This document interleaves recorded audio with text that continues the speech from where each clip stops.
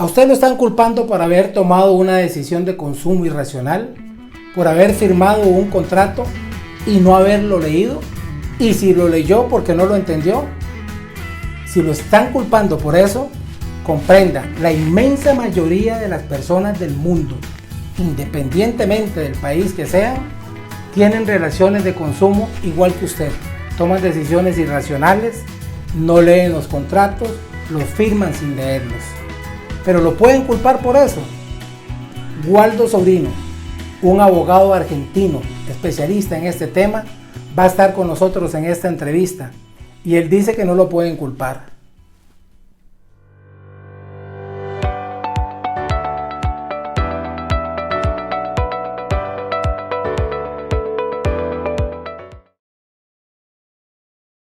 Estamos de vuelta por acá y entonces estamos con Waldo Sobrino. Waldo Sobrino es un abogado argentino, es de las personas que más ha tomado en serio el tema de la defensa del consumidor, pero también el tema en general del derecho de seguros. Eso es fundamental porque todas las cosas que Waldo dice y que Waldo escribe no son solo buenas para los consumidores. Las aseguradoras deberían de tomarlas muy en cuenta y los intermediarios, porque él habla de la ciencia jurídica específica para el derecho de seguros.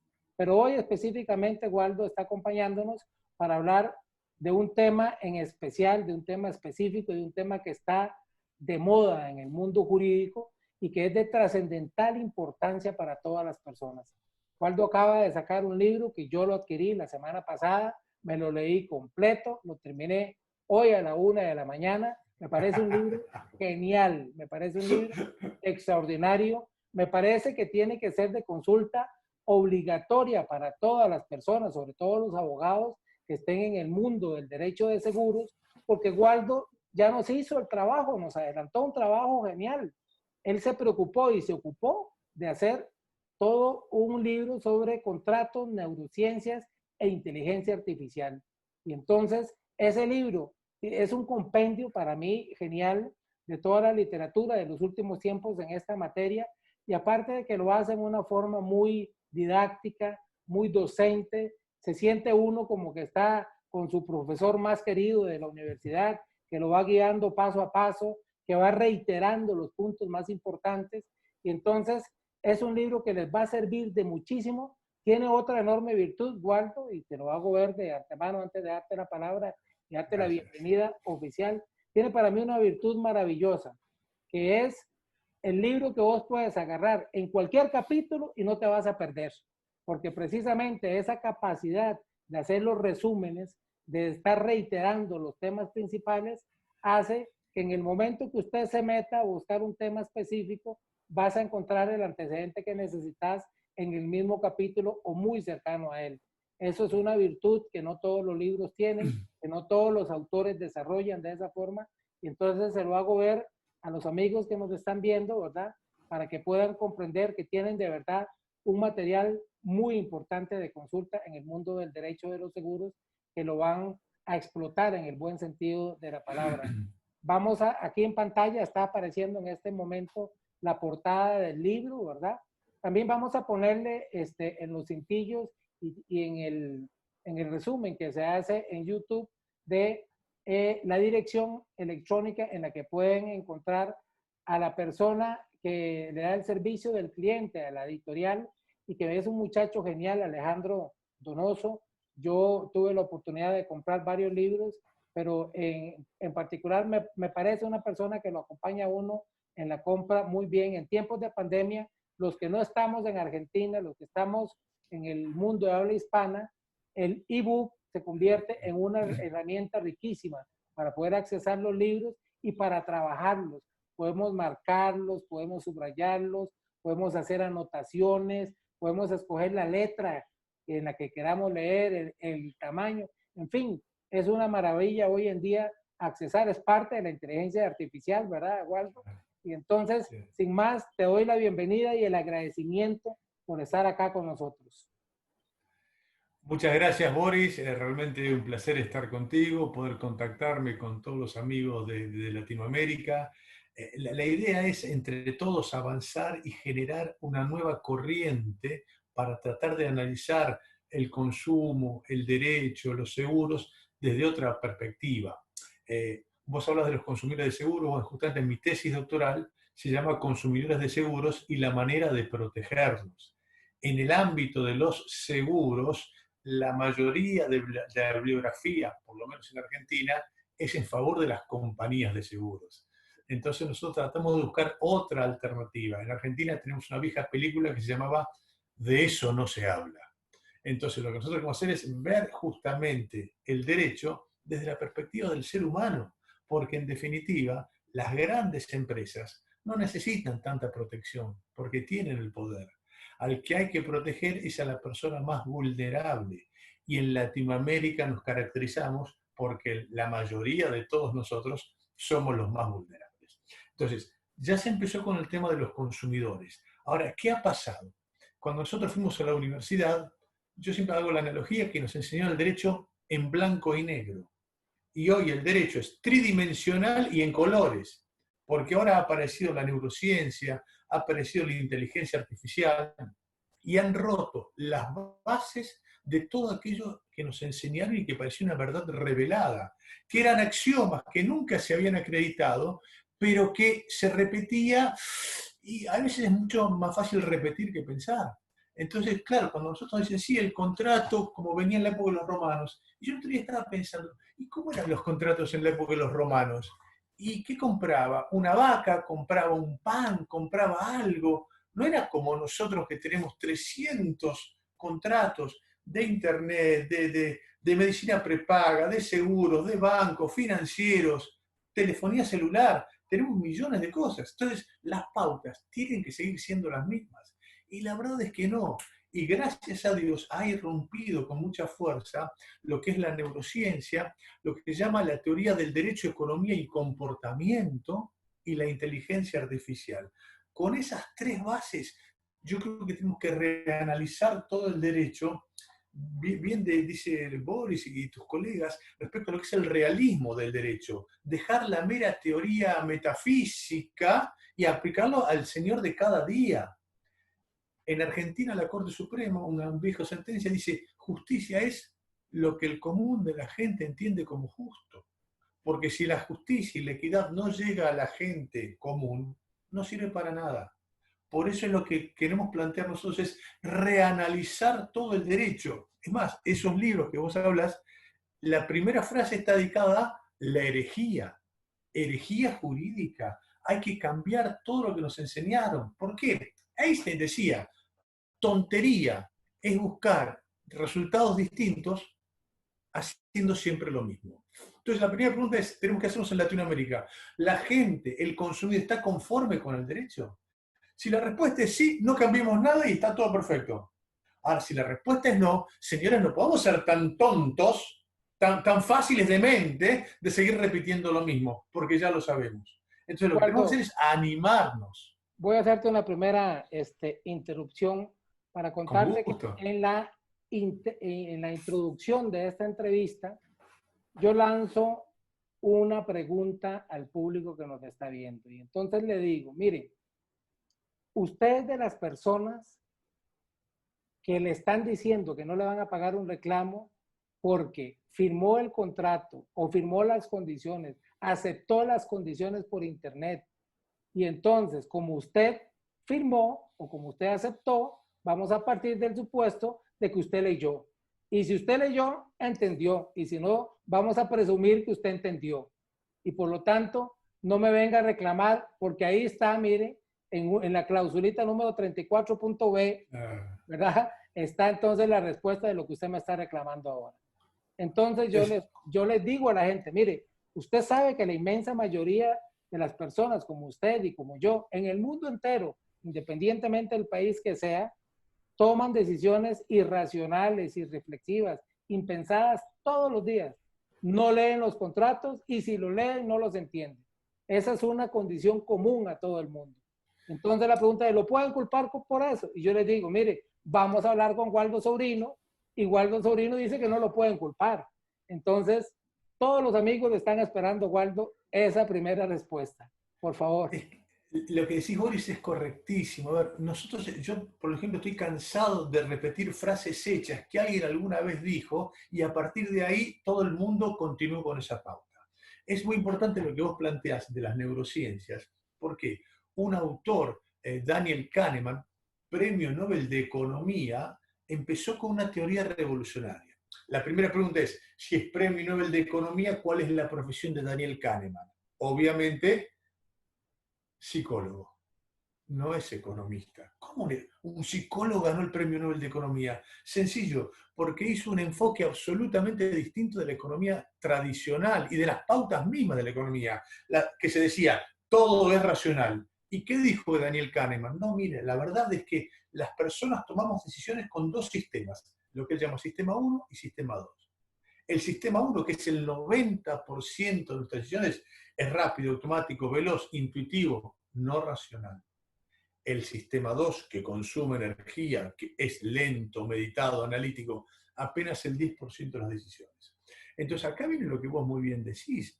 La realidad es, nosotros leemos los contratos y yo le hago la consulta al amigo que nos está viendo, que seguramente es por Facebook, por YouTube. Cuando usted escribió a Facebook y a YouTube, firmó un contrato. I agree, usted aceptó los términos y condiciones. ¿Qué decían esos términos y condiciones? Usted no lo sabe, yo tampoco, nadie lo sabe. Entonces, acá es donde viene el tema que Boris muy bien plantea. Los contratos no se leen. Claro, y esto que intuitivamente todos sabíamos, porque es una obviedad, es más, si tenemos tiempo hablaremos hasta de principios nuevos que estemos inventados. Por ejemplo, para mí el derecho no se presume conocido por el consumidor.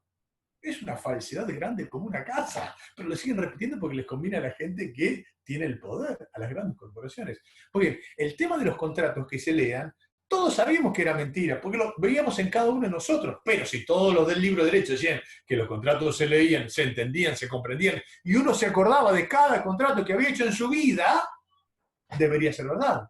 ¿Y cuál es la realidad? Estudios científicos han acreditado que los contratos no se leen. Pero a ver, esto no es una tontería de los latinoamericanos. Esto pasa en todo el mundo. Es más, en el libro hablamos de una anécdota de Richard Posner, que es maravillosa. Richard Posner es el padre del análisis económico del derecho y es la persona más citada en América. Es una eminencia. Y hace poco dio una conferencia y el mismo padre del análisis económico del derecho confesó que los contratos de consumo que él suscribe no los lee. Entonces acá viene el tema. Pero si Richard Posner, que está allá arriba, si la gente, es más, hizo, ¿quién fue? Ralph Nader, también un gran doctrinador norteamericano, hizo una encuesta con amigos de la Facultad de Derecho, titulares de cátedra, y decían, ¿usted lee los contratos que firma? Y todos decían, no, no los leemos. Entonces, si esa gente no lo lee, los tenemos que leer nosotros. Y acá viene la cuestión. Que no lo leamos es un tema importante. ¿Por qué? Porque acá apunta a lo que dice Boris. Si yo no lo leo, me decía, usted tiene la culpa por no leerlo. Pero un momentito, ¿qué es la culpa? La culpa es la negligencia de lo que el común de la gente hace. Y si casi nadie en el mundo lee los contratos, la pregunta es, ¿me pueden endilgar responsabilidad? ¿Me pueden decir que yo soy culpable por no leer un contrato que nadie lee? Entonces, acá es donde viene el gran tema para reanalizar. Incluso les comento que en Argentina tenemos un Código Civil del año 2015, bastante nuevo, que tiene una cláusula que es una maravilla, que creo que es una de las pocas en el mundo, el artículo 1118, que reza lo siguiente. Las cláusulas negociadas individualmente y aceptadas expresamente, igualmente pueden ser declaradas abusivas por el juez. Y esto es una verdad incontrastable. ¿Por qué? Porque, señores, la verdad, no creo que tengamos tiempo, pero a mí el contrato de consumo no existe. Apenas es un vínculo de consumo, porque en este contrato de consumo no hay consentimiento, no hay autonomía de la voluntad, no hay efectos relativos a los contratos. Es decir, las bases mismas del contrato no se aplican. Y entonces, acá viene la gran cuestión. Los contratos no se leen.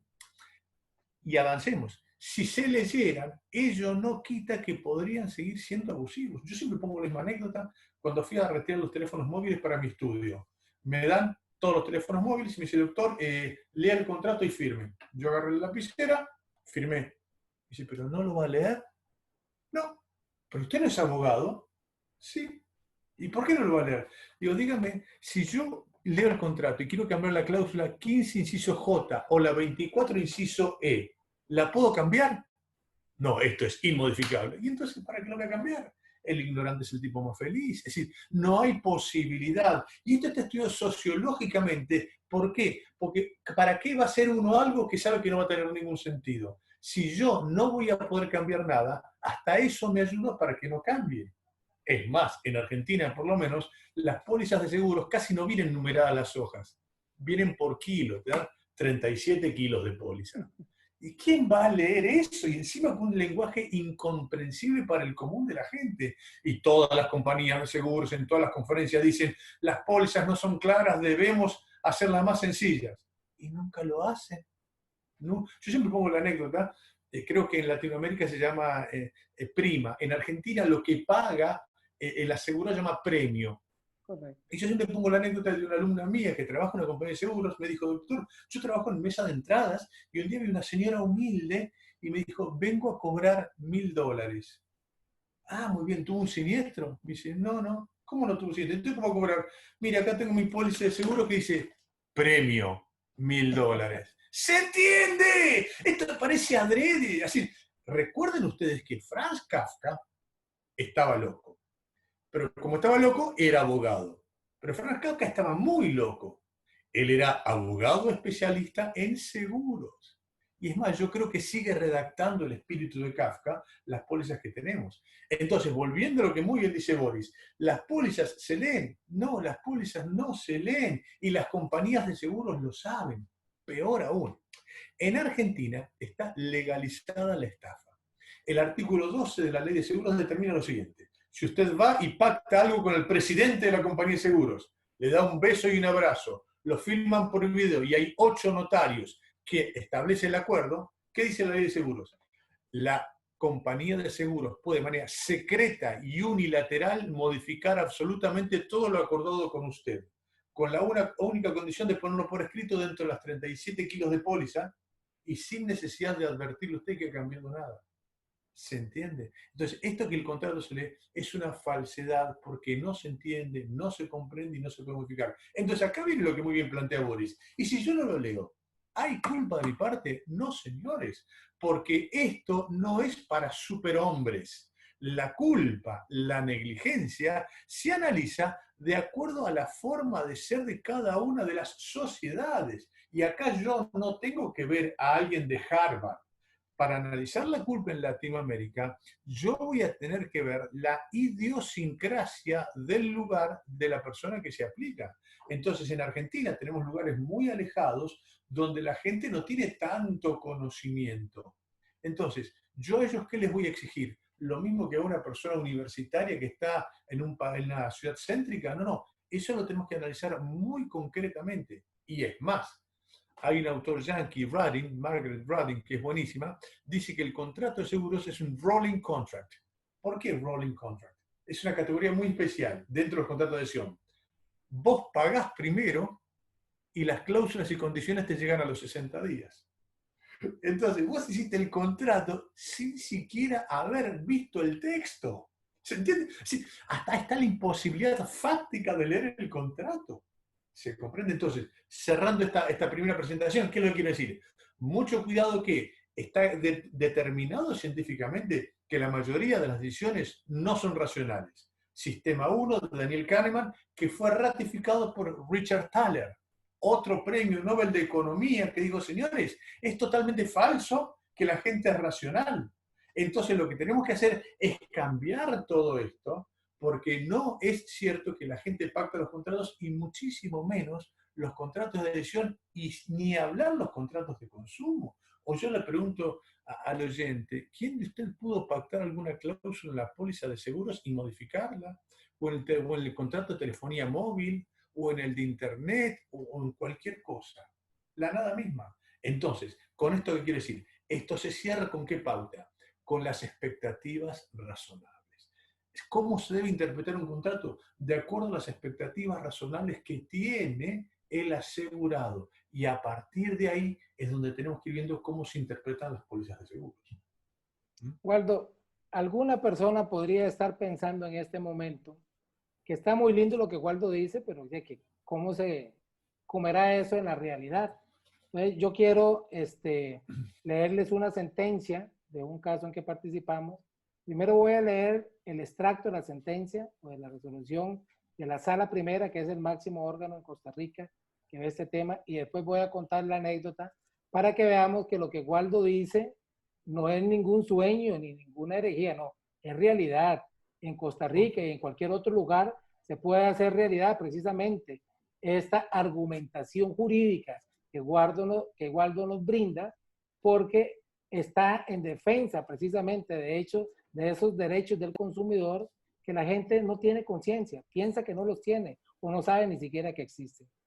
Dice esta resolución: de aquí que estima que resulte contrario a los más elementales principios del derecho de seguros y consumidor que el tribunal haya soslayado la participación del asegurado en estos hechos y que venga a decir que la sola firma responsabiliza el contenido, desconociendo por completo lo que sucede en la práctica de las relaciones de consumo y sobre todo que en el caso particular esta relación no sustentaba el vínculo en una sola póliza o contrato de seguros, sino que eran varias.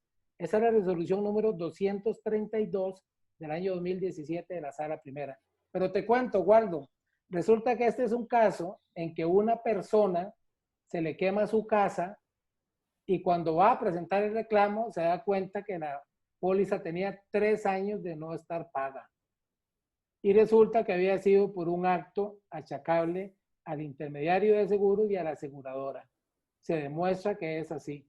La aseguradora establece 2 bases, digamos, de discusión para el punto de la teoría del caso. Uno, el hecho de que el consumidor era un consumidor experto, le llaman, ¿verdad? Y 2, que era que él había firmado el contrato de seguros y que el contrato de seguros básicamente establece lo que vos acabas de decir. Se paga la prima o el premio y si sucede el siniestro, se cubre. Pero si no se paga la prima, entonces no se puede cubrir el siniestro. Entonces ellos dicen, el señor durante 3 años no pagó. ¿Cómo va a venir a cobrar? ¿Verdad? Entonces nosotros logramos demostrar que el no pago, oiga usted, Waldo, que es uno de los elementos esenciales en el contrato de seguros, ¿verdad? Que el no pago había sido por una causa totalmente ajena a la voluntad de este consumidor. Y el consumidor que está a expensas precisamente de la aseguradora, en este caso, que es la que tiene el poder, que es la que tiene el control, que es la que tiene más fuerza en ese vínculo de consumo, que entonces ese consumidor que está a expensas de esa aseguradora no puede ser culpable, no puede ser responsable de un acto que fue contrario totalmente a su voluntad. Y dice expresamente en el extracto que acabo de leer, ¿verdad? Que no tiene nada que ver que haya firmado. O sea, que el hecho de que haya firmado no lo compromete con su contenido. Precisamente por lo que vos decís y hablás claramente en este libro y que es importante que la persona que nos escucha y que nos está viendo lo sepa. O sea, Waldo no llega a esta conclusión diciéndolo porque es muy bonito, porque suena lindo a los oídos o porque le está diciendo al consumidor lo que quiere escuchar. No, lo prueba científicamente, lo prueba desde la psicología, lo prueba desde la sociología, lo prueba desde las neurociencias que engloban a una serie de disciplinas que se han comprometido a estudiar este tema. Y entonces es importante que la gente comprenda por dónde viene este asunto, pero hay una cosa que me parece vital, Waldo, porque en Latinoamérica o en el mundo de habla hispana, solo tenemos 5 países que expresamente reconocen los derechos del consumidor en sus constituciones. España, Argentina, Colombia, Costa Rica y Perú. El resto de los países la tienen en distintas legislaciones o digamos en el rango de la ley, una protección al consumidor en rango de ley. Entonces, alguna persona que nos esté escuchando y oye a Waldo hablando de la Constitución y hablando de la Convención Americana y que hay que hacer control de constitucionalidad y control de convencionalidad y compra el libro y ve todo eso, puede decir, ah, no, es que a mí no me sirve porque yo soy de Guatemala Y entonces en Guatemala la Constitución no lo contempla. No, es que resulta que todos los países están dentro del Pacto de San José, forman parte del sistema interamericano de derechos humanos, y entonces no importa si esas normativas internas que tienen están en rango de ley e incluso hasta de decreto o cualquier norma, porque resulta que ya es absolutamente claro que los derechos humanos no ocupan una norma en específico para que se hagan valer, porque ya existen, ya están ahí y se tienen que respetar. En el caso Artavia Murillo, contra Costa Rica, la Corte Interamericana, voy a leer también estos dos párrafos, Waldo, para no interrumpirte después en la Oh, por pregunta favor. que te voy a hacer. Dice, si bien Costa Rica ordenó, si bien la Corte ordenó que Costa Rica regulara los aspectos que considera necesarios para la implementación de la FIP, no estaba considerado indispensable la existencia de dicha regulación para que las personas con infertilidad pudieran tener acceso a esa técnica. Ese es el parágrafo 22. Y luego en el 26 dice, se debe permitir el ejercicio del derecho a decidir sobre si tener hijos biológicos a través del acceso a dicha técnica de reproducción asistida, tanto a nivel privado como público, sin necesidad de un acto jurídico estatal que reconozca esa posibilidad o regule la implementación de la técnica. Entonces, lo que Waldo hace en el libro es contarnos este resultado, pero con un proceso, que es lo que los abogados y las personas que están en el mundo del derecho necesitan. Por eso vuelvo y lo repito. El que está en el mundo del derecho, y sobre todo en el derecho de seguros, y no tiene este libro de Waldo como un manual para poder ejercer con responsabilidad una guía muy práctica de lo que se tiene que hacer, entonces, señores, se están perdiendo de una herramienta gigantesca. Waldo, yo quisiera que entonces, después de esta reflexión, vos nos contaras cómo se llega a ese punto. El tema de los sesgos, el tema de la protección, del principio pro homine, el tema de cómo engarzo esa normativa interna con la Constitución y luego con la Convención. Es importantísima la pregunta, Boris, y creo que en Argentina, y entiendo que en Latinoamérica todavía estamos en pañales, como decimos en Argentina, dado que todavía no nos hemos dado cuenta. Yo cuando hablo de derechos seguros en Argentina digo, pero el derecho de seguros hay que verlo después. Yo primero tengo que ver la Constitución Nacional, después tengo que ver los tratados internacionales que tienen preeminencia y jerarquía normativa por sobre ellos, y después llegar a la ley de seguros. Entonces, lo que vos decís de los tratados internacionales de derechos humanos es una maravilla. ¿Por qué? El más grande doctrinario de Argentina, que falleció hace poco, que era mi titular, mi maestro era Carlos Gersi, y él ya hace 30 años había dicho algo que parecía no tener mucha practicidad y que después nos dimos cuenta que era fundamental. Él decía hace 30 años, los derechos del consumidor forman parte de los derechos humanos. Esta frase chiquita, sencilla, es una genialidad. ¿Por qué? Porque si el derecho del consumidor forma parte de los derechos humanos y se aplica en toda Latinoamérica las convenciones de San José y todos los derechos humanos que tenemos, esto se va a aplicar de manera directa y específica a los que tengan los consumidores. Hay una frase muy interesante, dice, contra lo que pueda parecer, decía Genaro Carrió, nunca se debe olvidar que la Constitución Nacional forma parte del derecho positivo. Y lo mismo pasa con los tratados internacionales. Entonces, primero de todo, están arriba de todo en la base que tiene la mayor importancia. Segundo, esto nos interesa que sea práctico. Porque Boris lo dijo, acá el que esté escuchando es alguien que está trabajando, y me dice, sí, pero lo que dice vos lo dice igual, ¿me sirve de algo? Por supuesto que sí, por supuesto que sí. Los libros que no sirven para la práctica y no son muy convenientes. Entonces, ¿cuáles son los principios de los tratados de derechos humanos que se aplican hoy a absolutamente todos los consumidores de Latinoamérica? Los vamos a mencionar y después los desarrollamos. 1, principio pro homine. 2, operatividad. 3, progresividad. Y 4, no regresión. Estos 4 principios, señores, yo creo que con esto, si no tuviésemos ley de seguro, ley de consumidores, ya con esto nos alcanzaría. ¿Qué significa el principio pro homine? El principio pro homine determina que siempre siempre, siempre la norma se debe interpretar y aplicar en favor de la persona de carne y hueso. ¿Esto a qué nos lleva a nosotros? A empezar a hacer otras herejías. Por ejemplo, en Argentina se dice que en la Constitución Nacional todos los derechos tienen la misma jerarquía. Yo digo, no, no es así. ¿Y por qué? Ahí aplicamos el principio pro homine. Cuando hay un derecho a la dignidad, que es el derecho de los consumidores, frente al derecho de propiedad, ¿cuál tiene mayor peso? ¿Cuál tiene mayor ponderación? Diría Robert Alexi. Y acá, ¿cómo lo tenemos que analizar? Muy sencillo. El derecho que sea más fácil de renunciar es el que menos valía tiene. ¿Qué es más fácil renunciar? ¿Un derecho patrimonial o un derecho de dignidad? El patrimonial. Entonces menos valía tiene. Y la contraparte es, el derecho que sea más difícil de restringir legalmente, mayor importancia tiene. ¿Qué es más fácil de restringir, un derecho patrimonial o el de dignidad? El patrimonial.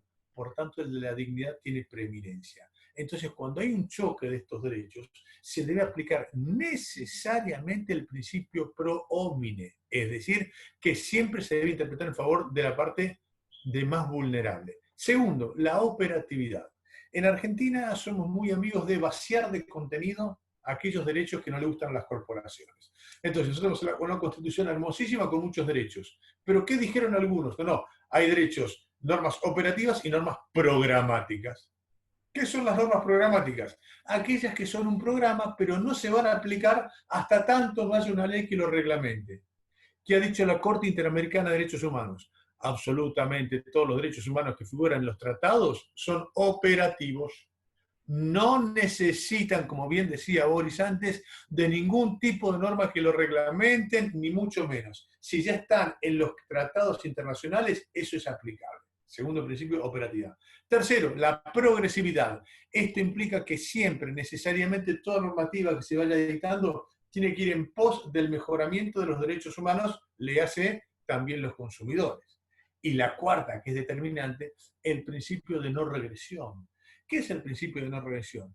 Es que los derechos humanos que tenemos hoy es un piso mínimo y núcleo duro inmodificable e inviolable. Ejemplo concreto. En Argentina hoy no existe la pena de muerte. ¿Qué pasa si mañana el Congreso Nacional se juntan todos los diputados y todos los senadores a trabajar y por unanimidad determinan la existencia de la pena de muerte? Esa ley es inconvencional. ¿Por qué? Porque me violaría el piso mínimo que hoy determina que no hay pena de muerte. Pues bien, con los consumidores pasa exactamente lo mismo. Una vez que los consumidores tienen un derecho determinado, ese derecho es un piso mínimo inviolable que ninguna ley lo puede modificar para empeorarlo. Si se lo empeora, esa normativa va a ser inconvencional. Es más, y siguiendo con lo que muy bien dice Boris, tenemos que tener muy presente que las sentencias de la Corte Interamericana de Derechos Humanos son obligatorias. Y este no es un tema menor. ¿Por qué? Porque con lo que bien acaba de plantear Boris, con esas sentencias, nosotros le podemos decir al juez, mire, señor juez, esto está por encima de las leyes, y en Argentina se está discutiendo si las convenciones internacionales de tratados de derechos humanos no están incluso por sobre la Constitución Nacional. Fíjese ustedes la trascendencia que esto tiene. Por tanto, si una ley establece algo que restringe los derechos de los consumidores o contradice una normativa o una sentencia de la Corte Interamericana, eso tiene lo que se denomina la inconstitucionalidad o la inconvencionalidad sobreviviente. Ejemplo concreto. En Argentina, en el año, no sé, 1900, se dictó una ley que determinaba se podía hacer la separación matrimonial, pero uno no se podía volver a casar. Y eso estaba vigente durante 100 años. A los 100 años justo se presenta una persona a la corte y dice, pero ¿sabe qué? Yo me separé, pero me quiero volver a casar. Y le dicen, no, pero la ley dice que no. Y le dicen, pero durante 100 años se dijo que era constitucional ley. Momentito. ¿Qué dijo la Corte? Inconstitucionalidad sobreviniente. Lo que durante mucho tiempo pareció que estaba de acuerdo con la Constitución ha ido cambiando. Y lo que ayer era correcto, hoy puede ser incorrecto. Y si no, pongámonos, cuando Boris, vos sos más joven que yo, pero cuando yo iba a la facultad, el matrimonio del mismo sexo era algo impensado, ni de casualidad. Y hoy es una ley vigente en Argentina, por lo menos. Entonces, lo que hace 20 años solamente era impensable, hoy es normativa obligatoria. Por tanto, tenemos que ir pensando siempre, mis amigos, que el derecho tiene que ir evolucionando para la protección de los más débiles. Por tanto, lo que plantea Boris para mí es la base de todo lo que tenemos que analizar. Los tratados de derechos humanos y el control de convencionalidad es fundamental. En Argentina nosotros somos de la idea que hay que hacer 3 controles. Control de constitucionalidad, control de convencionalidad y control de equidad. ¿Por qué? Porque la Constitución argentina habla de la justicia y de la equidad. Como consecuencia de ello, cualquier norma, cualquier sentencia que sea injusta o inequitativa es inconstitucional e inconvencional. Es decir, el derecho es mucho más permeable, mucho más maleable, no es algo fijo e inamovible y menos repetir lo que se viene diciendo hace 2000 años. Hay que ver hoy la situación de las personas, de los consumidores. Por tanto, comparto mucho lo que dice Boris. Esto tenemos que reanalizarlo con un nuevo concepto, que es el control de convencionalidad, y en especial, reitero, porque lo que dicen las neurociencias, que no lo digo yo, lo dicen premios Nobel como Kahneman, Thaler, Akerlof, Schiller, son todos premios Nobel que dicen, señores, es mentira que el ser es un ser racional. ¿Se entiende? Si eso es mentira, ¿por qué en el derecho vamos a seguir repitiendo lo mismo? Entonces, hasta pregunto cosas que rompen las bases del derecho. El acto jurídico, discernimiento, intención y libertad, ¿existe de verdad? ¿Existe para el consumidor? ¿O nosotros hacemos lo que podemos? ¿Está? Entonces, esto es lo que tenemos que ir profundizando y reanalizando, en particular para la defensa de los consumidores. Y luego a ellos se le va a meter todo el tema de la inteligencia artificial. A ver, el futuro ya llegó, mis amigos. Cuando ustedes ahora están haciendo esta charla por Facebook, por Zoom, cuando tengas un problema vas a mandar un mensaje a Facebook o a Zoom y te va a atender un robot. Y el robot te va a contestar. Pero no solo eso, también te va a hacer eso cuando vos pidas un préstamo bancario. También va a hacer eso cuando vos quieras un seguro. Entonces lo que tenemos que empezar a analizar es cómo se va a aplicar todo esto, en especial por la asimetría de información. Si hoy el consumidor es una persona que está acá y la compañía de seguros está acá arriba con mucha más información, con la aplicación de la inteligencia artificial, que si después tenemos tiempo hablaremos un poquitito, ha cambiado todo el mundo. Entonces lo que tenemos que hacer es, nunca es triste la verdad, lo que no tiene es remedio. No podemos ignorarla, tenemos que conocerla, por eso nos animamos a escribir ese libro. Yo no soy especialista en inteligencia artificial, ni mucho menos. Pero como decimos en Argentina, yo quería romper el hielo, que quería avanzar. Yo sé que lo perfecto es enemigo de lo bueno. Yo quiero empezar con este libro para despertar y que todos nos demos cuenta, señores, ojo, ya lo decía Carlos García hace poco tiempo, el siglo XXI es el siglo de las grandes corporaciones contra los más vulnerables. Y amigos míos, en Iberoamérica, en Latinoamérica, estamos del bando de los más vulnerables. Entonces lo que tenemos que hacer es buscar qué hacer para que haya un equilibrio, para que haya justicia, para que haya equidad. Y esa es la función que tenemos los abogados, es determinante. Los abogados y los jueces. ¿Por qué? Porque los jueces tienen mucho más poder de lo que ellos creen. El tema es si se animan a aplicarlo o no, porque van a tener que cambiar muchas cuestiones que habían pensado desde mucho tiempo, pero la realidad es que eso sí se puede hacer. Por tanto, cerrando un poquito lo que consultaba Boris, sí, señores, esto es absolutamente práctico, esto se está utilizando, no solo se está utilizando, es obligatorio. Las sentencias de la Corte Interamericana de Derechos Humanos son obligatorias en toda Latinoamérica, no hay alternativa. Y encima, los principios son pro homine, operatividad, progresividad y no regresión. Con esos 4 principios, mis amigos, tenemos una cantidad de herramientas legales de primerísimo nivel, absolutamente jerárquicas y fundamentales, que podemos hacer muchísimas cosas. La cuestión es, depende de nosotros. Por eso yo siempre digo que las demandas actuales de los abogados en defensa de los consumidores y de los asegurados deben ser docentes. Porque toda esta nueva temática no podemos esperar que el juez la sepa porque sí. Entonces la vamos a tener que explicar para obligarlo a que lo analice.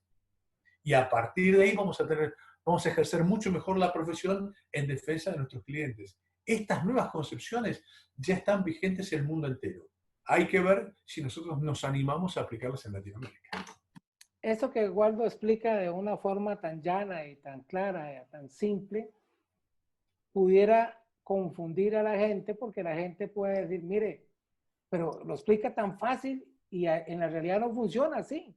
Pero es que no funciona muchas veces, primero, porque estamos acostumbrados, Waldo, a la hora que vemos un caso concreto, a hacer el análisis inverso. Buscamos la norma de menor rango y encontramos un obstáculo ahí y creemos que entonces no podemos pasar o que tenemos que escalar y no, el asunto es a la inversa. O sea, la pirámide de Kelsen ha sido mal interpretada también en la doctrina jurídica muchas veces porque la gente supone que esa posición suprema de la Constitución y de los tratados internacionales es apenas cosmética. ¿Y por qué Kelsen empezó en una pirámide invertida? Porque precisamente la parte más grande es la parte más importante. La Constitución y los tratados internacionales que en Costa Rica están al mismo nivel, precisamente por resoluciones de la Sala Constitucional que determinan que son derechos que están incorporados en la Constitución y que por lo tanto no solo están al mismo nivel, sino que al ser aceptados los tratados internacionales, más bien priman sobre la Constitución misma. Ya cambiaron, por ejemplo, una resolución de la Corte Interamericana cambió la Constitución en Chile, cambió en Costa Rica, por ejemplo, anuló una resolución de la Sala Constitucional. Entonces, esa es la importancia que tienen precisamente las resoluciones de la Corte Interamericana. Pero en la práctica, para que la gente diga que lo que Waldo está diciendo es así, tiene que comprender que hay que derribar varios monstruos que están ahí. Esos paradigmas tan arraigados en nuestra sociedad, tenemos que quitarnos la venda y decir, mire, hay que comprender que el asunto no es así. Uno de ellos, por ejemplo, es la figura del juez, que ya bien lo hablaba Waldo, que es el llamado precisamente porque es el que crea el derecho, ¿verdad? El juez es el que crea el derecho, es el llamado entonces a aplicar lo que también mencionas de alguna forma en el libro, que es la teoría finalista y evolutiva de las normas, de la interpretación de las normas jurídicas. Que el juez comprenda que se evoluciona en el tiempo, pero también en los sistemas. Por eso cuando se hace el análisis de esta figura, de la teoría finalista y evolutiva, se habla de sistemas, se habla de historia, porque debo comprender que cambió en el espacio también, pero también se habla de integralidad. O sea, yo tengo que hacer una interpretación con base en todo el sistema normativo que tengo. Entonces, tengo que echar mano de la Constitución, del Código Civil, del Código de Comercio, de las leyes especiales y hacer un análisis conjunto, ¿verdad? Un juez que entonces vea las cosas de otra forma. Pero hemos puesto al juez en un pedestal tan gigantesco que a veces pensamos que son el superhombre del que vos hablabas en el libro, el superhombre de Nietzsche, ¿verdad? Y entonces es complicadísimo. Boyle, en un epígrafe del trabajo que ya voy a citar de don Pedro Aba, Boyle decía, los jueces para ponerse los pantalones meten primero una pierna y después la otra, como usted y como yo. Entonces, lo que nos está diciendo son seres humanos comunes y corrientes, no tienen absolutamente nada especial. Cuando toman las decisiones se dan este tipo de cosas. Mira, Waldo, voy a leer un extracto de este maravilloso trabajo que nos deja don Enrique Pedro Aba, que se llama Del subjetivismo en la decisión judicial, la cabeza del juez. Y dice, las verdaderas razones de fondo en este y en muchos otros casos son las provenientes de regiones del pensamiento del juez que pertenecen más bien al mar dentro de ese pensamiento, que no es una isla técnico-jurídica que estaría impenetrablemente fortificada contra las invasiones desde su corazoncito. Como todo eso pasa por su cabeza, no es una computadora de textos quien decide. Ahí el corazoncito, que hace oír sus latidos dentro de esa cabeza, tiene la última palabra en cuanto a escoger entre valerse de uno u otro software doctrinario jurídico disponibles.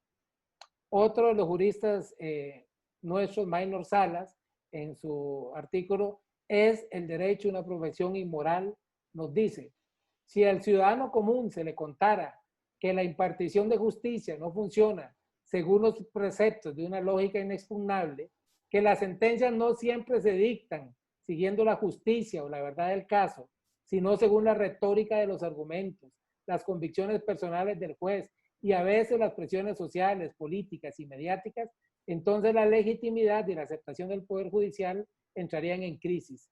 Por lo dicho, es necesario aparentar que se vive en un universo jurídico transparente y honesto, aunque en el fuero interno de su conciencia muchos sepan que no es así. Todas estas mentiras paternales, estos mitos y leyendas colectivamente cultivados y aceptados, hacen posible la convivencia pacífica de los seres humanos constantemente sedientos de autoengaño y de ficción. Tal y como lo decía Maquiavélico ya hace muchísimos siglos, los seres humanos son tan ingenuos y están siempre tan dispuestos a obedecer las necesidades de su tiempo, que alguien que tenga la suficiente voluntad para engañar encontrará siempre a aquellos que desean ser engañados. Waldo. Es que vos fijate, mira ese precedente, ¿eh? Claro, es que además era premonitorio lo que escribía Baba, porque realmente en Argentina decimos que el juez, ¿cómo dicta una sentencia? Primero llega a la solución y después le busca los fundamentos. Sí, es justamente el camino inverso. Por eso vos nombrabas a Nietzsche, y Nietzsche decía, humanos, demasiado humanos. Son humanos los jueces, porque si vos fueras juez y yo fuera juez, haríamos lo mismo sin darnos cuenta. Es más, las neurociencias estudian la actividad de los jueces, y hay un capítulo en el libro que se llama El desayuno de los jueces, donde te explica estudios que son espectaculares. Por ejemplo, en Israel se tomaron a 10 jueces penales y se analizaron, se les presentaban recursos para sacar de la cárcel a la gente, ¿ok? Para exhibición de responsabilidad, sacarlo, que vayan a sus casas, que salgan de las prisiones. A las 9 de la mañana otorgaban el 65% de las excarcelaciones. A las 12 del mediodía, apenas el 5%. A las 3 de la tarde volvieron a dar el 65% y a las 5 de la tarde bajaban al 5%. ¿Qué pasaba acá? Justo se daba la casualidad que unos tenían razón, otros no. No, esto es neurociencia. El sistema 2, que es racional, analítico, meditado, consume energía. El sistema 1, rápido, automático, veloz, no consume energía. Entonces, cuando el juez llega a las 9 de la mañana, tiene toda la capacidad cognitiva mental para estudiar. Entonces analiza cada caso y ya tenía razón, lo escarcelamos, él tiene razón, lo escarcelamos. Cuando llega a las 12 del mediodía, está cansado.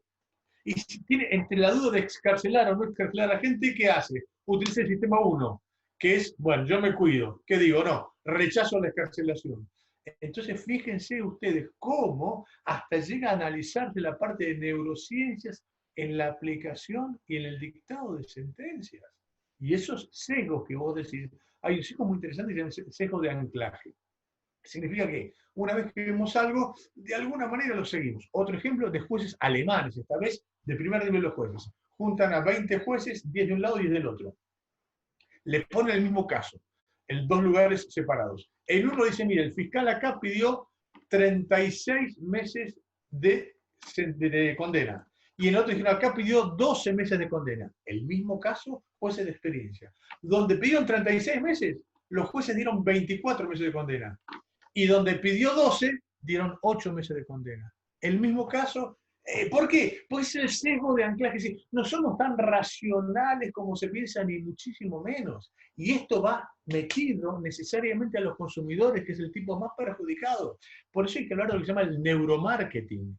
¿Qué es el neuromarketing? El neuromarketing es el marketing que hacen las empresas, pero que no apunta a la parte racional. Recordemos que el cerebro tiene el neocórtex, que es la parte racional, la parte límbica, que es la emotiva, y la reptiliana, que es para la supervivencia.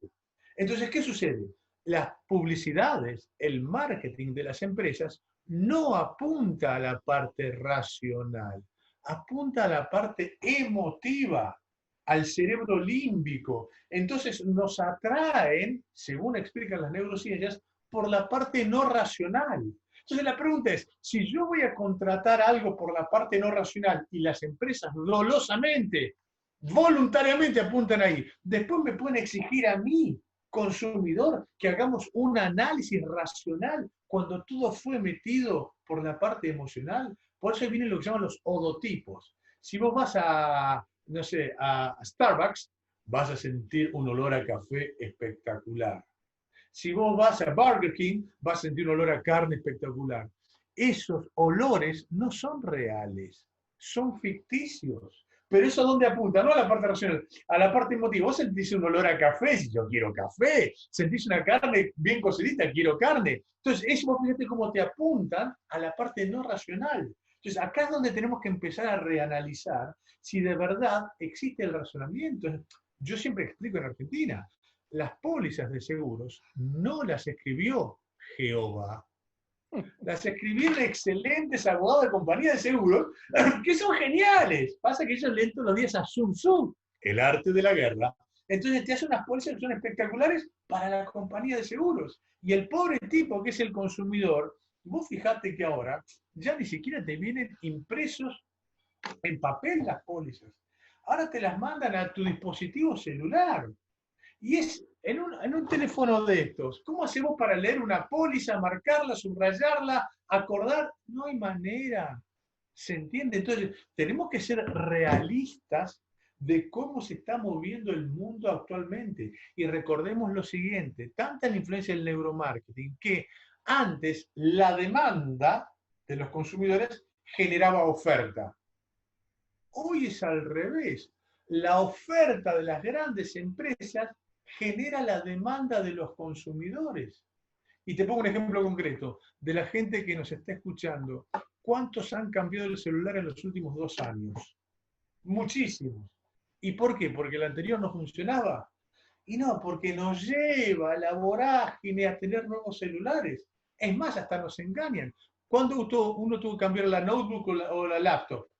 Y también porque te ponen softwares tan pesados que te obligan a cambiarlo cuando vos no lo necesitas.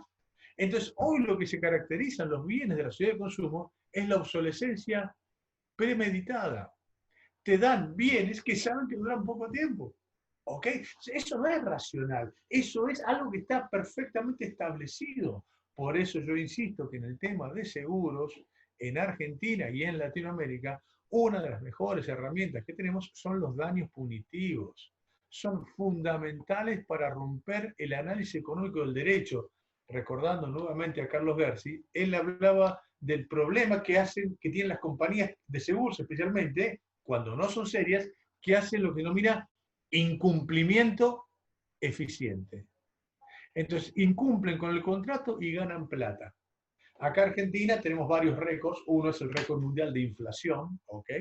Entonces acá tenemos un récord espectacular. ¿Y qué pasa? Se dice que la suma asegurada se mantiene fija e inamovible. Entonces, si vos tenés una suma de 1.000 pesos, a los 4 meses ya esos 1.000 pesos compras la mitad de los productos. Un juicio te dura 10 años y la compañía dice, yo te pago 1.000 pesos. Es decir, se quedaron con todos los réditos de ese dinero, se lo queda la compañía de seguros. ¿Se entiende? Entonces, esto es lo que tenemos que reanalizar todo. Dejar de lado conceptos, el nominalismo. Y el nominalismo estaba en la época de los romanos, que no había tanta inflación, ¿ok? Era otra la idea. Lo que tenemos que hacer nosotros es tomar las cosas que vienen de otros países o de otras épocas, tomar lo bueno y rechazar lo malo. No podemos seguir. Hace poco la Corte Suprema de Argentina dictó una sentencia que es bochornosa del tema de seguros para un consumidor de seguros, basándose en ¿qué? En el Código Napoleón, 1804, que a su vez estudiaba de Domat y de Potier. Domat, 1780. Potier, 1780. Domat, 1690. Y eso se aplicó acá. ¿Y por qué? Por el Código Napoleón hay que venerarlo. No, no hay que venerarlo. Ya cumplió su etapa. Es más, la misma doctrina francesa, Massot dice, ha envejecido y ha envejecido mal. En cambio, en Latinoamérica tenemos una reverencia por muchas cosas que vienen de afuera que tenemos que darnos cuenta que no es así. Entonces, lo que yo quiero sugerir, quiero proponer, es que desde Latinoamérica empecemos a pensar por nosotros mismos. Tenemos la normativa, ya con los tratados internacionales de derechos humanos tenemos muchísimo, y seguramente cada país tiene su lógica, su norma aplicable, pero somos nosotros los abogados que tenemos que explicar esto en los tribunales y explicar esto en las universidades y en las conferencias para que la gente se vaya dando cuenta que tenemos posibilidades de mejorarlo. Pero ¿saben qué?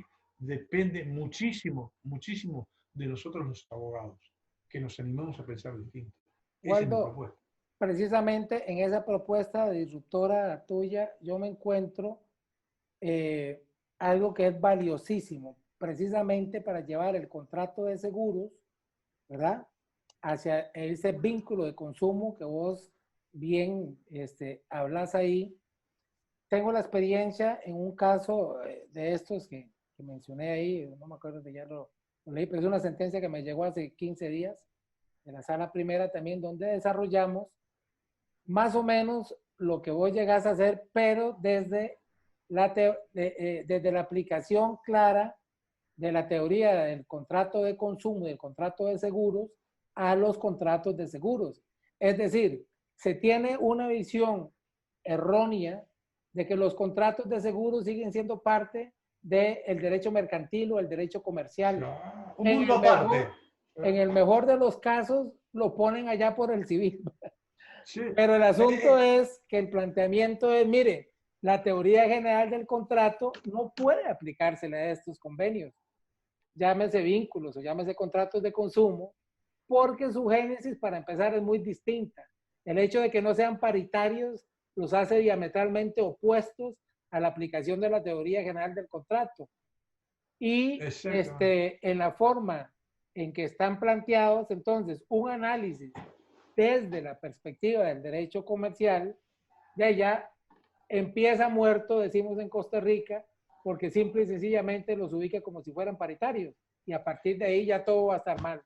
Pero vos lo explicás en una forma lindísima, Waldo.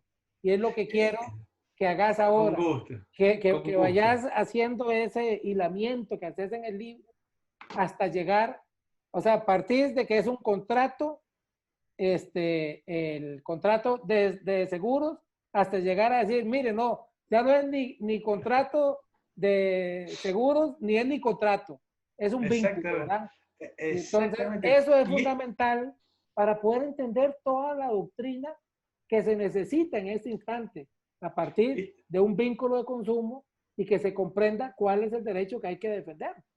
Exacto. A ver, esto no es una cuestión meramente de etiquetas o de formalidades o de nombres. A ver, esto es lo que se llama la ontología del lenguaje. Así es. El lenguaje crea realidades. Entonces, si uno habla del contrato de tal o contrato de tal, a ver, si nosotros hablamos de contrato de consumo, evidentemente es una especie dentro del género contrato. Entonces, tiene todas las características del contrato vinculadas para el consumo. Y la realidad es que no es así. ¿Por qué? Primero, una pequeña aclaración de Argentina, que tenemos el Código Civil del 2015, empezamos muy mal. En Argentina el contrato en general es en homenaje a Nassim Taleb. ¿Por qué? Porque regula un cisne negro, regula el contrato paritario. Yo soy un señor ya viejo y jamás en mi vida vi un contrato paritario. Nunca lo vi, no sé cómo son. Sé que están en todos los libros, pero jamás vi ninguno. Y ni hablar con los consumidores. Entonces, empezamos muy mal con el Código Civil argentino. Pero además, vos fíjate, lo que vos planteás es muy importante. ¿Por qué yo digo que no son contratos de consumo, sino vínculos de consumo? Porque si el contrato de consumo es la especie y el contrato es el género, tengo que tener las mismas características. ¿Y cuáles son? Consentimiento, autonomía de la voluntad, obligatoriedad y efecto relativo a los contratos. Y acá viene la cuestión. Amigos, en los contratos de consumo, ¿existe consentimiento?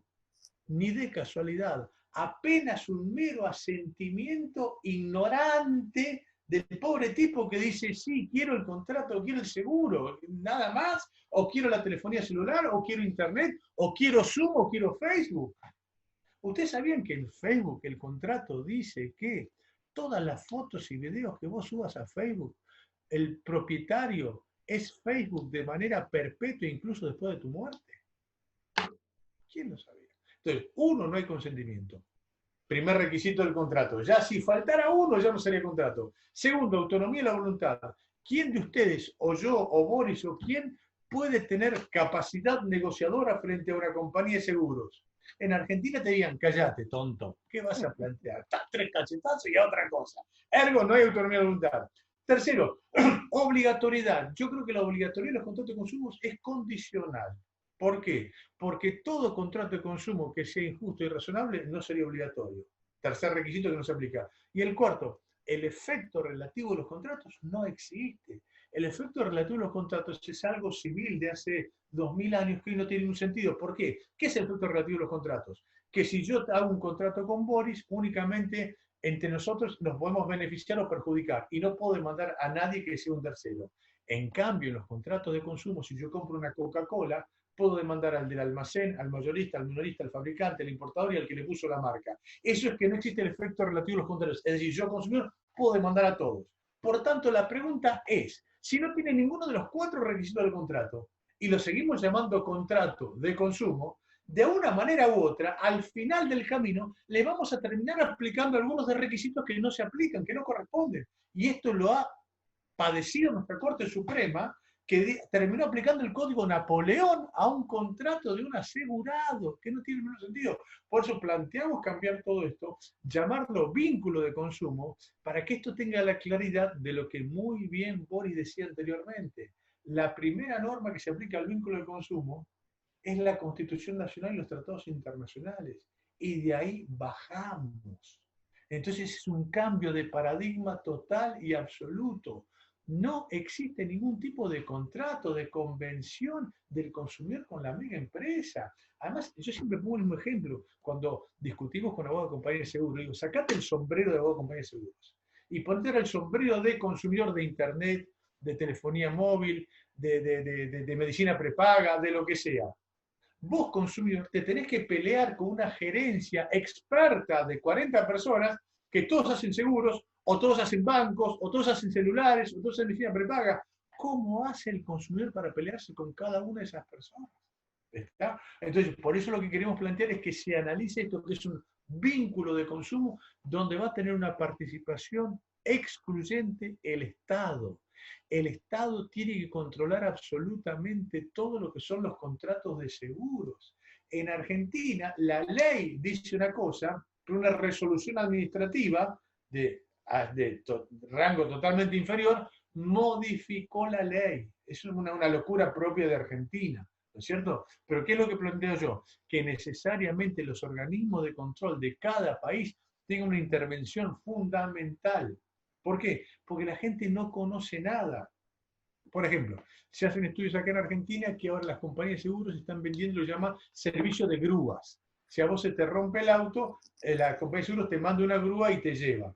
Entonces la gente que mira la grúa, ¡oh, tengo grúa! Quiero el seguro. Y el resto de las condiciones que dice, ni idea. Entonces, esto es lo que los yanquis llaman WYSIATI, que es el acrónimo de What you see, it's all there is. Lo que vos ves, la puntita del iceberg, es todo lo que vos conocés como consumidor. Y abajo hay millones de cosas que vos no tenés ni idea. Entonces, a lo que voy es, tenemos que darle una mayor protección al consumidor, que es la persona más indefensa que hay hoy en el mundo. ¿Está? Porque está lleno de cláusulas abusivas que son increíbles y que realmente eso lo tiene que determinar directamente el Estado. ¿Por qué? Porque más allá de que haya la posibilidad de hacer un juicio, lo que es fundamental en el derecho es la precaución y la prevención. Porque si el consumidor tiene que ir a juicio, el juicio va a tardar 7 años. Y no hay nada más parecido a la injusticia que la justicia lenta. Entonces lo que tenemos que hacer nosotros es prevenir eso para que no haya este tipo de manejos por parte de las compañías de seguros que no son serias. Y sí, lo que vos bien decías también, mucho cuidado los corredores o productores de seguros, porque ellos tienen grandes responsabilidades legales, porque ellos forman parte de la cadena de comercialización. Ya en Argentina se empezaron a dictar las primeras sentencias que establecen la responsabilidad del productor de seguros por el no cumplimiento de la compañía de seguros. Entonces, en esto hay que tener muchísimo cuidado porque realmente los productores, mi viejo fue productor mucho tiempo, lo conozco muy bien, actúan de buena fe, pero hay veces que si la compañía no cumple, el productor puede llegar a tener una situación bastante desventajosa legalmente. Sí, en Costa Rica también, digamos, hay una responsabilidad solidaria en el tema de la participación del intermediario y eso es preocupante. Y me hace pensar, Waldo, en algo que estabas diciendo que es vital hoy en día. Porque cuando usted habla de esa intervención del Estado, yo pienso en otra de las características que citas en el libro tuyo, que para mí es vital en el tema en discusión, que es la supralegalidad, ¿verdad? O la legalidad externa, no me acuerdo el término exacto que lo mencionas en el libro, pero la idea es esa, que estamos frente a un contrato que está, yo diría que muchas veces, Waldo, ni siquiera sabemos contra quién estamos contratando o en dónde están, ¿verdad? Porque la Exactamente. gente llega y se suscribe a Uber y da toda la información y da abierta la tarjeta para que le rebajen, ¿okay? Y no sabe que las oficinas centrales están en Holanda y cuáles son las condiciones para ir a demandar allá. Y nadie va a ir a demandar por $3, por $10. Exacto. De vuelta, Entonces, incumplimiento eficiente. Les reditúa a ellos no pagar. Pero a ver, este es un tema importante y es un problema latinoamericano. Yo no le echaría la culpa únicamente a las corporaciones extranjeras que viven en nuestros países. Nosotros también tenemos que saber defendernos, ¿ok? Porque es bastante infantil echarle la culpa a los demás que se abusan de mí. Sí, se abusan, pero yo tengo que hacer algo. Somos gente grande, somos gente pensante, ¿ok? Entonces también está la responsabilidad de nuestra parte de decir, che, ¿y esto cómo se maneja? ¿Cómo se hace? Entonces, eso es lo que tenemos que buscar. Por eso esta es la idea de tratar de hacer un pensamiento latinoamericano de análisis de los consumidores, de análisis del seguro, no para echar a las compañías de seguros, porque todas las necesitamos, pero que cumplan como corresponde. ¿Ok?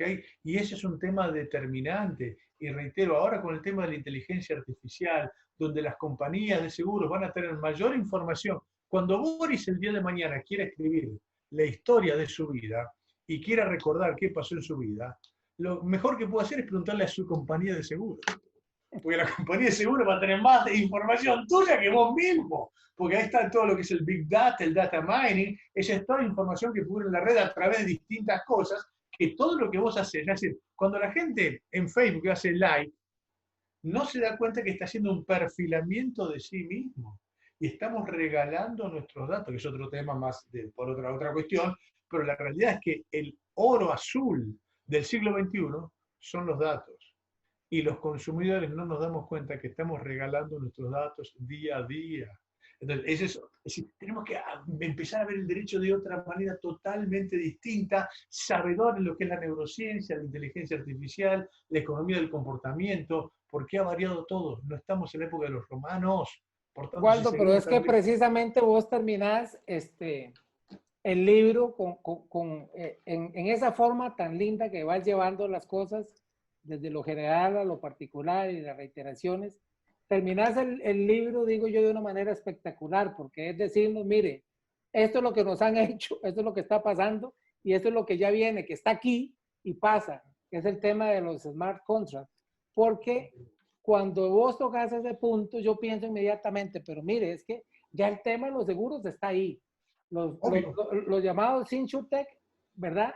Ya hacen que el reclamo no sea el reclamo de Uber por $3 o el reclamo que pueda hacer por $5. No, es que ya yo puedo comprar un seguro patrimonial de mi casa, de habitación, de mi empresa, lo puedo comprar en línea y se lo puedo Claro, estar comprando a una compañía europea, yo funcionando en Latinoamérica, que me correcto. promete, por ejemplo, que si hay un temblor o hay un terremoto, ya ellos tienen mapeado toda la situación, saben la magnitud y por esos algoritmos de los que vos hablas ahí en el libro, ellos calculan cuál es la indemnización.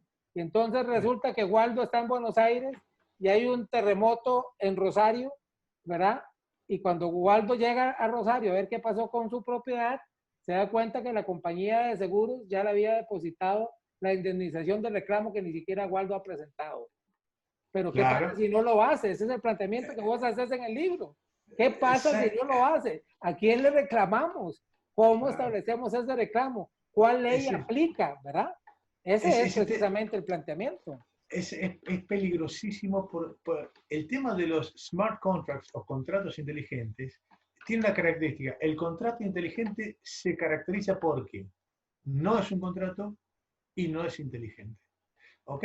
¿Qué es el smart contract? Es un proceso informático autoejecutable. Entonces, siempre pone un ejemplo que es buenísimo de AXA, un seguro FISI se llamaba, donde vos ibas al aeropuerto y si el avión no salía en tiempo oportuno, automáticamente a vos te pagaban y te mandaban el dinero a tu cuenta. Buenísimo, es el ejemplo hermoso. Ahora, la realidad es, ¿qué es el smart contract? Es un proceso informático. Y aquí empezamos con los gravísimos problemas. Amigos, fíjense lo siguiente. Si las pólizas en soporte papel no las entendemos, las pólizas escritas en el libro que hacemos, nos tomamos el trabajo de transcribir un contrato inteligente. Son 2 hojas que uno lo mira así y dice, ¿qué significará esto? Y el lenguaje computacional es imposible entenderlo. Entonces la pregunta es, ¿y eso cómo se traduce a una póliza? Muchas veces no se traduce. Y si se traduce, ¿cómo es la traducción que se hace al lenguaje natural? ¿Por qué? Porque la realidad es que todo lo que se hace en los contratos informáticos no son contratos, pues son procesos informáticos autoejecutables y no son inteligentes, porque se rigen por la pauta if-then. Si pasa eso, hacemos lo otro. Si pasa lo otro, hacemos tal cosa.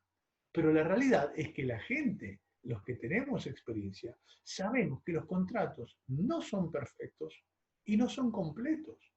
Entonces, ¿qué va a pasar? No va a estar todo, si está, lo que está previsto, no sabemos si es justo o no es justo o si es razonable. Primera cuestión. Y segundo, lo que no está previsto ahí va a estar siempre a favor de la compañía de seguros. Por eso hay un viejo apotegma que dice, code is law. Los códigos informáticos es la ley. Y ahora con esto dice code is contract. Lo que dice el código es el contrato. Y resulta que vos contrataste ese seguro y nunca lo viste, no tenés ni idea y no tenés manera de manejarlo. ¿Se entiende? ¿Y por qué se caracteriza el smart contract? Por la no participación de seres humanos. Y entonces, cuando vos te tengas que pelear, te van a decir, no, discúlpeme, Boris, tiene que ir dirigirse a la blockchain. Claro, a la cadena de bloques. Si la cadena de bloques es una entelequia y eso es inmodificable. Y entonces el juez no va a poder modificar la blockchain y además no sabes a dónde vas a tener que recurrir, de dónde es la compañía, qué pautas tiene, qué normativa se aplica. Por eso, estas ideas que parecen interesantísimas, la realidad es que son muy, muy complejas. Por tanto, no podemos negar lo que va a venir. Y yo acepto que los contratos inteligentes es algo que va a suceder en algún momento. Entonces, ¿qué hacemos? Proponemos algunas pautas concretas. Una, que esté aprobada por el Estado. Fundamental. Segundo, que haya un registro de contratos inteligentes. ¿Por qué? Para que yo pueda ver en lenguaje natural y en papel de qué se trata. 3, lo que se llama botón de pánico. ¿Qué es el botón de pánico? Es una metáfora que en cualquier momento digo, ¿sabe qué? Pum, aprieto el botón de pánico y ya quedé fuera de este contrato. Porque si no el contrato te va a decir que vas a estar siempre enganchado a lo que dice el contrato ese. Y lo que vamos a pedir también en las pautas para el futuro es que todo aquel que haga un contrato inteligente tenga un seguro de responsabilidad civil o una caución para garantizar los daños que pueda llegar a ejecutar. Y el último requisito, el acceso a la justicia de los jueces naturales del domicilio del consumidor. Porque si a vos te mandan a Budapest o a la isla de Honolulu para litigar, evidentemente no vas a hacer nada. Entonces, lo primero es quiero desmistificar que estamos llegando a algo que es perfecto. No lo es así. Y segundo, si vamos a apuntar hacia ello, que en algún momento se va a llegar, tenemos que poner los recaudos pertinentes para que el consumidor esté lo más protegido posible. Y esto es fundamental. En Argentina tenemos muchas taras. Una de las taras es lo que viene en idioma inglés es casi perfecto.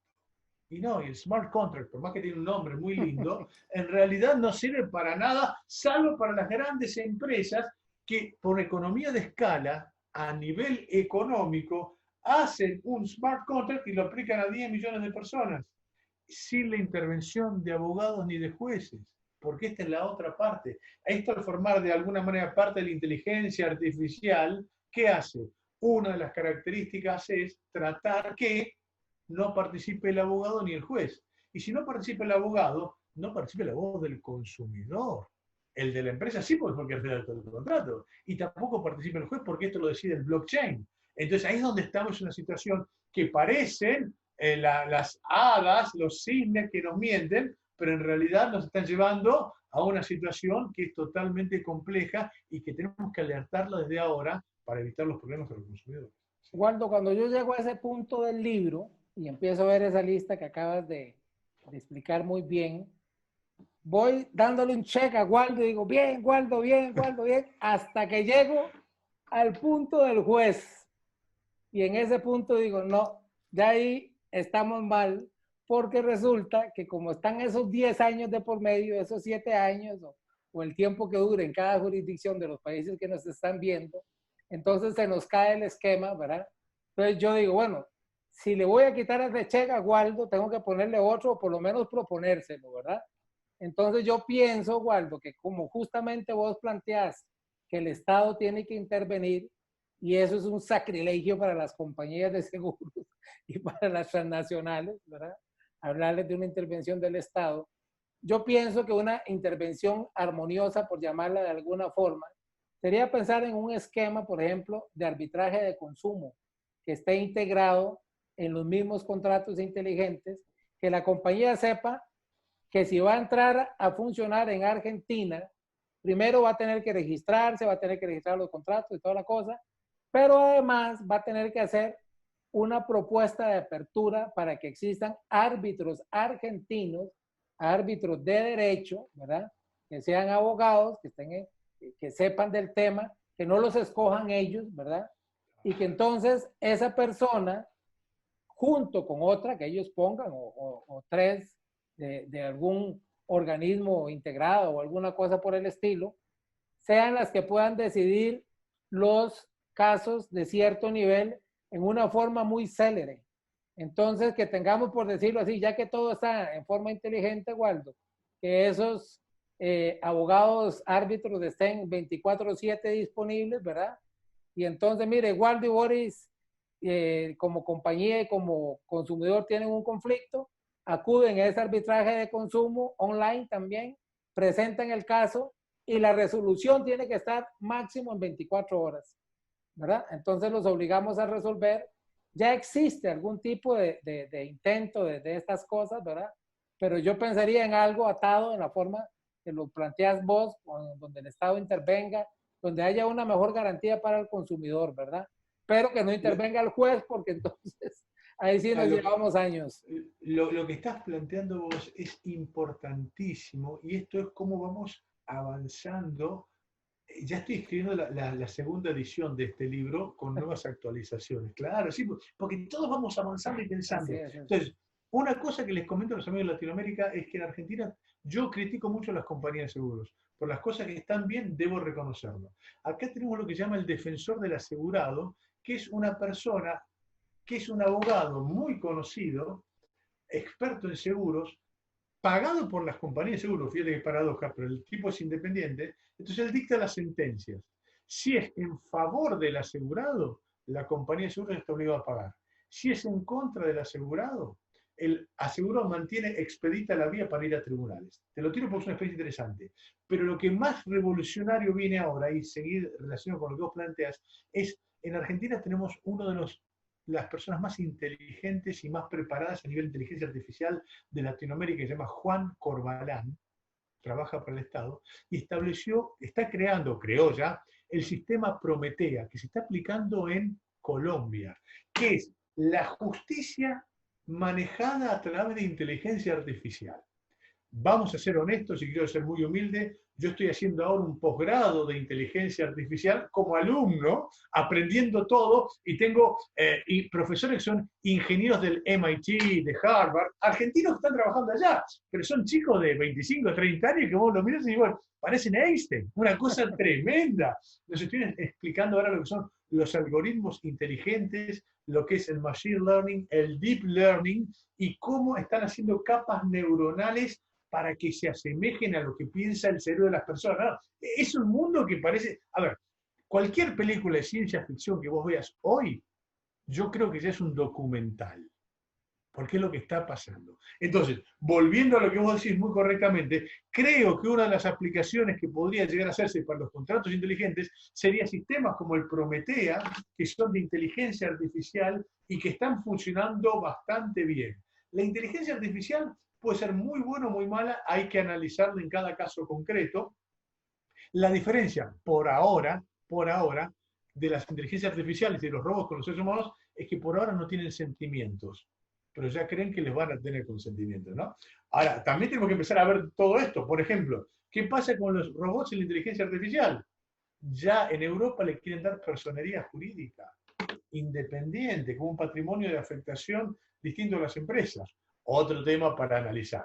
Pero volviendo al tema de la justicia que se podría llegar a hacer por Internet, Estonia tiene una experiencia muy interesante, creo que de a poco se puede hacer. Entiendo que esto va a ir gradualmente y quizás podemos utilizar la inteligencia artificial para casos de consumo hasta cierto rango de monto económico. Esas cosas que son más rápidas y de menor cuantía, capaz que podemos tomar la experiencia. Pero tomo muy bien lo que vos decís. Si la justicia funciona bien, que acepte un juez. Si no funciona bien, podríamos probar con casos de menor cuantía a ver si podemos utilizar la inteligencia artificial. Y reitero, el sistema se llama Prometea, Juan Corbalán, una de las eminencias más grandes de Latinoamérica. En el libro viene muy bien explicado, digamos, cómo funciona Prometea y cuál ha sido el éxito. Me parece que es un tema que tiene que estar en la palestra, tiene que discutirse. Pensaba, cuando casi en todas mis entrevistas y en casi siempre que me toca discutir estos temas, es inevitable para mí, porque fue uno de los libros que más me impactó cuando entré a la universidad, que llegó a mis manos, que es de Eduardo Novoa Monreal, que se llama El derecho como obstáculo al cambio social. Y cada día me impacta más porque lo escribió Novoa Monreal en los 70, ¿verdad? Sí, sí. Y ya hablaba prácticamente, Waldo, de una realidad que es lo que estamos y hemos discutido en esta entrevista y que lo seguimos viendo cada día. Pero si el abogado no lo hace en la forma que vos acabas de hacer, vea, yo compré el libro hace una semana y ya Waldo está haciendo la segunda edición ahí, ¿verdad? O sea, ya sí. Mi libro se desactualiza en los próximos 15 días y tengo que comprar la segunda edición. Eso es lo que tenemos que hacer, Waldo, eso es lo que tiene que hacer el derecho, evolucionar, adaptarse, porque Novoa Monreal nos decía desde aquel momento, no va a poder alcanzar nunca el derecho al cambio social, no puede. El derecho está hecho precisamente para cubrir situaciones de las que conocemos hasta que suceden. Entonces, no vamos a poder alcanzar, porque están sucediendo cada día cosas distintas y tenemos que ir adaptándonos. Entonces, esa forma de adaptarse es a través primero de leyes muy abiertas, muy genéricas, pero al mismo tiempo robustas, ¿verdad? Yo siempre pongo el ejemplo de la Constitución de los Estados Unidos, que a pesar de que es otro sistema y todo, bien que mal, tiene solo 27 enmiendas, ¿verdad? ¿Y quiénes son los que le dan vida? Los jueces. Por eso claro. El juez, en el derecho anglosajón y en Estados Unidos en particular, tiene tanto poder, ¿verdad? Pero nuestros jueces lo tienen también, Waldo, lo pueden hacer. Tienen que ir actualizándose de todas estas cosas, tienen que ir sabiendo cómo funciona un smart contract, por ejemplo, porque va a llegar el momento en que una persona vaya a establecer estos procesos, que sea una persona que diga, bueno, voy a meter el proceso, aunque sea por $10 para demostrarles a estos tipos que no van a jugar conmigo, ¿verdad? O que ya estamos hablando de una indemnización millonaria y entonces digan, claro que lo voy a hacer porque tiene un sentido patrimonial también meter la demanda. Pero lo cierto del caso es que me parece que ese es el gran aporte que se hace, Waldo, en este libro, y yo no me canso de recomendarlo y lo digo de verdad, sin que esto suene a lisonja ni nada por el estilo. ¿Por qué? Porque necesitamos precisamente este tipo de literatura jurídica práctica, algo que nos diga, bueno, este es el ABC de las neurociencias, los contratos y la inteligencia artificial. Waldo, con toda la humildad del mundo, eso me encanta, Waldo. Decís a cada rato, no soy el especialista, estoy estudiando, pero nos das tanto, Waldo, nos das tanto, porque nos decís, el que sabe de esto es tal, el que sabe de esto otro es tal, me tuve que leer a este, y nos das un abanico gigantesco de posibilidades para poder expandir. El que quiere estudiar un poquito más de los sesgos, ahí le das como 10 autores. El que quiere meterse con el tema de inteligencia artificial, le das otros muchos autores. O sea, el gran mérito tuyo fue precisamente aglutinar a todos esos autores, todas esas ideas, todos esos pensamientos, llevarlos a un punto en la legislación argentina que permita hacer un análisis inteligente, porque eso para mí es un análisis muy inteligente, y entonces encontrar soluciones, que es lo que la gente quiere. En la introducción de este video hacíamos una gran pregunta y decíamos, Waldo dice que no, que usted no es culpable.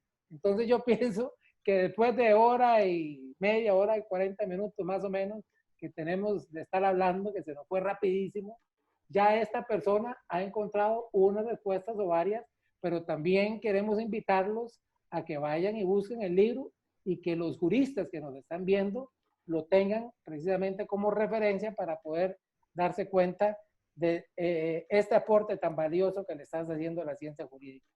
Yo quisiera abordar el 100% de los temas del libro, pero me parece que no, que es justo que la gente se entere también por otras fuentes y por unas charlas que el que nos está viendo a tiempo todavía antes del 10 de junio, ¿verdad?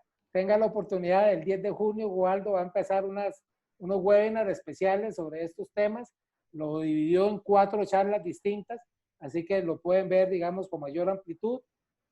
Y también, pues, él participa frecuentemente en muchos webinars, muchas conferencias.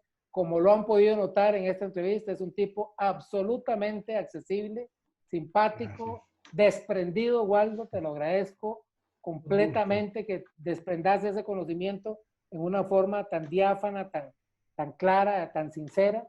Y aparte del agradecimiento, quisiera darte la oportunidad para terminar esta entrevista haciendo un resumen o hablando de algo que no hayas hablado, algo que creas importante que se nos quedó en el tintero, como decimos, en el tiempo que usted necesite para hacerlo. No, la verdad que te agradezco. Hemos hablado de todo el libro, de todos los temas. No, tan solo finalizar. Mi padre, además de productor de seguros, era historiador y a él le gustaba mucho un general alemán, Erwin von Rommel, el zorro del desierto, que era alemán, prusiano, pero no era nazi. Él estaba peleado con Hitler y Hitler lo odiaba, pero lo necesitaba. Entonces lo mandó al norte de África, creando el Africa Corps, donde tuvo que pelear con Montgomery, que era el general estrella de los ingleses. Pero Hitler, como lo odiaba a Rommel, no le mandaba tanques, no le mandaba soldados, no le mandaba nada, y a pesar de eso, Rommel lo volvió loco a Montgomery. ¿Cuál era la frase de cabecera de Rommel? Lo imposible lo haremos ahora. Los milagros tardarán un poco más. Es decir, yo soy un optimista iure de iure. Yo estoy seguro que Latinoamérica es el lugar más lindo del mundo para vivir. Estoy orgulloso de ser latinoamericano. Estoy muy contento de que tengamos la idiosincrasia que tengamos. Obviamente que hay que mejorarlo y esto es lo que importa fundamentalmente. Ver cómo hacemos nosotros para rumiar las ideas, para pensar, para analizar, para buscar una especie de derecho latinoamericano que sea equilibrado, pero que sea justo y que proteja a los más vulnerables. Entonces, estos temas nuevos, no podemos bajar la cabeza y decir no existen. No, no, porque si no nos van a pasar por arriba. Entonces tenemos que poner el pecho, analizarlos, pensarlos, equivocarnos. Seguramente en la próxima edición voy a decir cosas distintas de lo que dije en la primera edición. Y yo la verdad que admiro a la gente que cambia de opinión porque evoluciona, porque significa que lo que se queda quieto se pudre y se muere. Entonces tenemos que seguir pensando. Ni vos ni yo pensamos lo mismo que hace 5 años y vamos cambiando y eso es lo que tenemos que hacer. Lo que es determinante, y con esto vamos cerrando, el centro del derecho es la persona, es el ser humano, es el vulnerable y es el que necesita la mayor protección del Estado y del derecho. La función de los abogados es lograr esa función social de que el derecho ayude al que más lo necesita. Esa es un poquito la idea que quiero plantear en los libros. Waldo, muchísimas gracias. Estoy seguro que esta es la primera de muchas otras entrevistas que con todo gusto. Estaremos teniendo. Tengo absolutamente claro que enfrente tengo un jurista completo del que se puede hablar muchísimos temas, y entonces, en el buen sentido de la palabra, vamos a explotar eso, espero en Dios. Y con todo gusto. Mi abrazo sincero desde Costa Rica. Fuerte abrazo. Agradecimientos sempiterno. De verdad, que tengas un lindo día.